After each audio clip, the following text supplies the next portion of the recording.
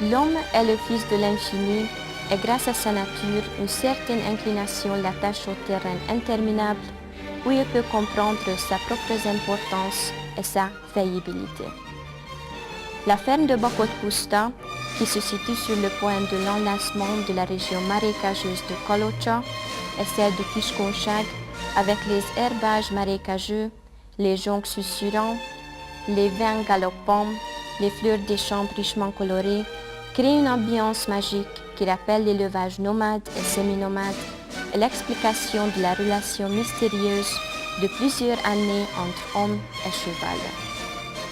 Toutefois, les secrets de la pusta peuvent être décodés seulement par celui qui souhaite la liberté, qui est capable d'accepter les messages codés de la nature et sans son attouchement fin, comme une caresse, par celui qui voudrait devenir membre de ce monde autonome.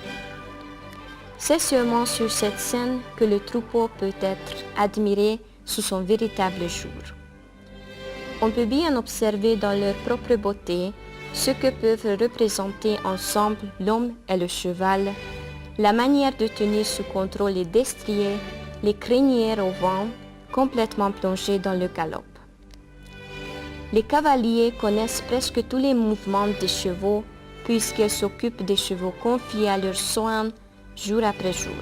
Dans l'obscurité agréable de l'écurie, seigneuria de jadis, les compagnons quadrupèdes reçoivent tout le temps un mot gentil et il y a toujours une caresse aux nouveaux venus.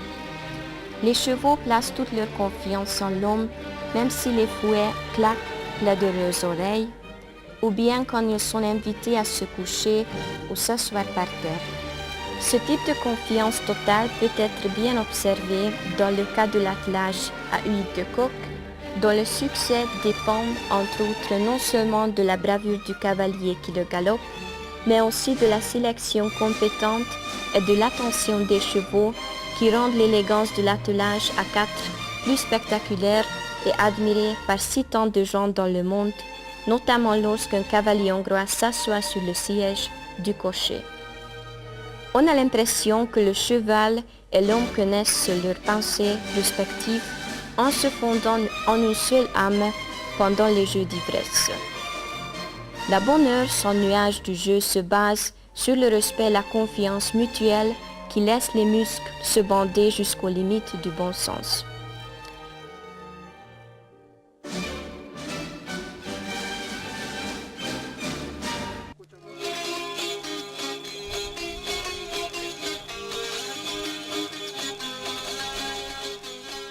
Le troupeau des bœufs gris évoque des temps prévolus.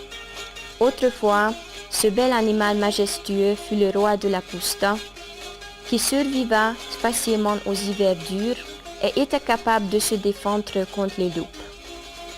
Son apparition nouvelle rend l'image de la pusta plus complète et par conséquent, on a pu sauver un des participants importants de notre passé en conservant leur gènes.